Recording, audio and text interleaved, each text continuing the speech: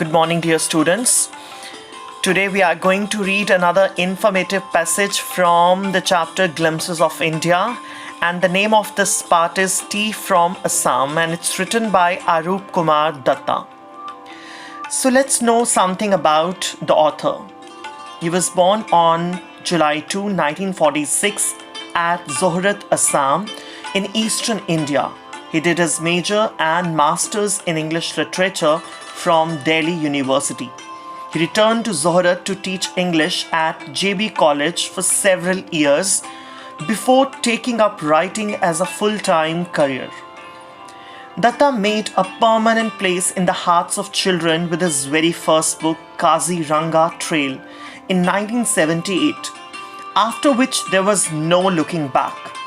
The book not only won prestigious awards, but was also translated into many languages, both Indian and foreign, including Japanese, German, Russian, Czech, Hungarian, and Italian.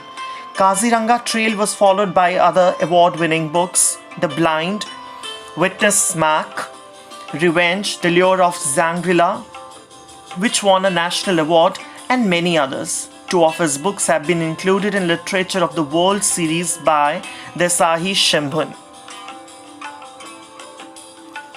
Now let me give you a brief introduction of the passage Tea from Assam. This lesson is about two friends, Pranjal and Rajveer, who are traveling to Pranjal's hometown, Assam, for the summer vacation. Assam is known as the tea country. It has the largest concentration of plantations in the world. During their journey, they discuss about the various legends that are known to have discovered tea. The story tells us about the popularity of tea as a beverage.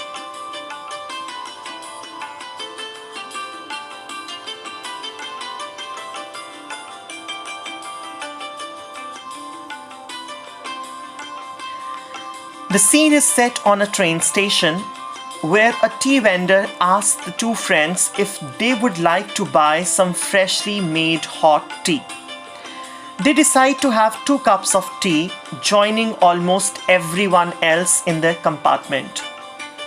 With this, Pranjal highlights the fact that almost 80 crore cups of tea are consumed every day throughout the world. It's quite informative. While Rajveer remains surprised on listening to it. Indeed, tea is a popular beverage all over the world.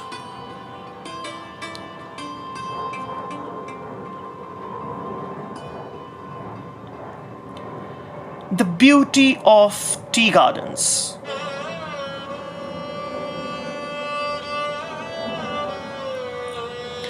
As soon as the train started moving, Pranjal got engaged in reading his detective book. Both the friends were huge fans of detective books, but Rajveer chose to look at the scenic beauty at the moment. There was greenery all around, something Rajveer had never seen before. After the green paddy fields came tea plantations. As far as he was able to look, only tea bushes were visible, so much so that the narrator compared it to a sea of tea bushes. In the background, there were hills with dense forest. In between the tea plantations, there were orderly rows of tall and strong trees that were moving because of the wind. Undoubtedly, it was an amazing view.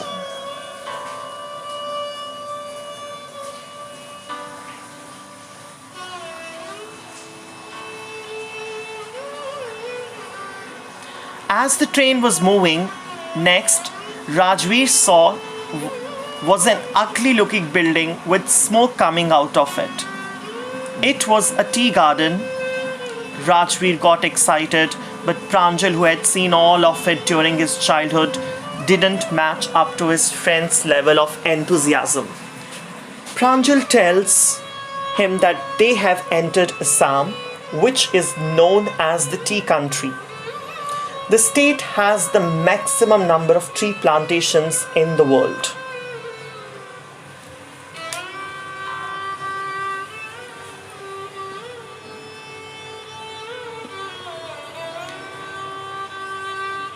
Before visiting the tea country, Rajveer read a lot about tea and how it was discovered. There were numerous theories, and one of which was about a Chinese emperor who had a habit of drinking boiled water. Once upon a time, when he was boiling that water, few leaves fell into it and it tasted delicious.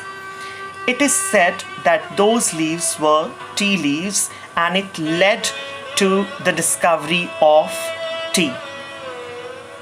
And after that, it became quite popular among the people. Or you can say it came into existence. According to the Indian legend, the story is something different. On being asked by Pranjal, Rajveer told another story about an Indian legend named Bodhidharma. He was a Buddhist monk who had cut his eyelids because he used to feel sleepy while meditating. Eventually, tea plants grew out of his eyelids, which upon consuming after boiling with water helped in getting rid of sleep.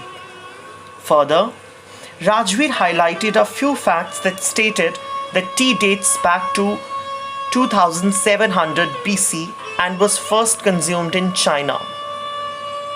All such words such as chai and chini have originated from Chinese language. That is what he came to know.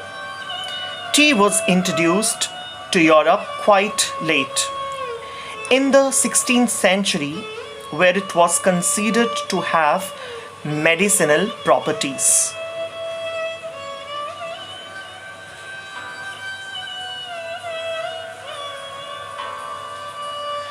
The train had stopped and the boys reached their destination, where they gathered their luggage and deboarded the train, only to find a platform that was too crowded.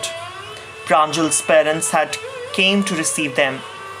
After almost an hour, they reached Dekyabari, Pranjal's tea garden, after taking a turn and making their way through a cattle bridge. And it was an awesome view.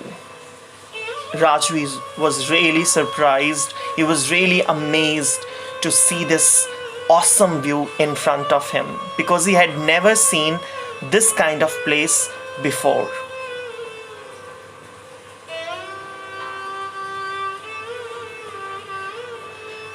Their tea garden was stretched upon a vast area of land. All the bushes were cut to the same height, and they had been taken care of. On the fields, tea pluckers were seen wearing an apron and carrying the bamboo baskets in order to pluck the freshly sprouted leaves.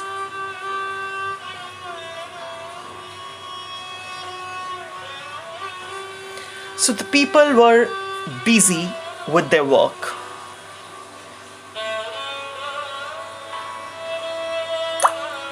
On their way to the fields, Pranjal's father gave way to a tractor that was loaded with tea leaves.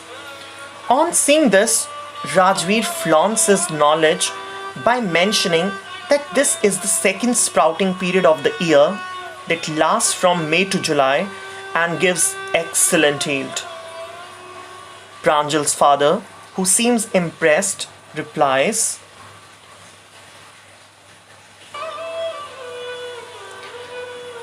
that he seems to have done a lot of research before coming.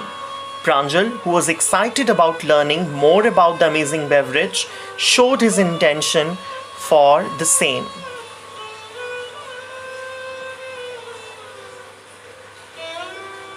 So that was all from this chapter, Tea from Assam.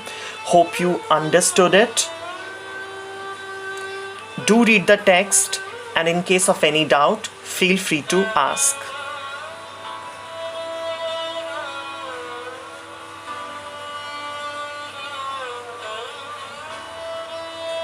Thank you so much for watching.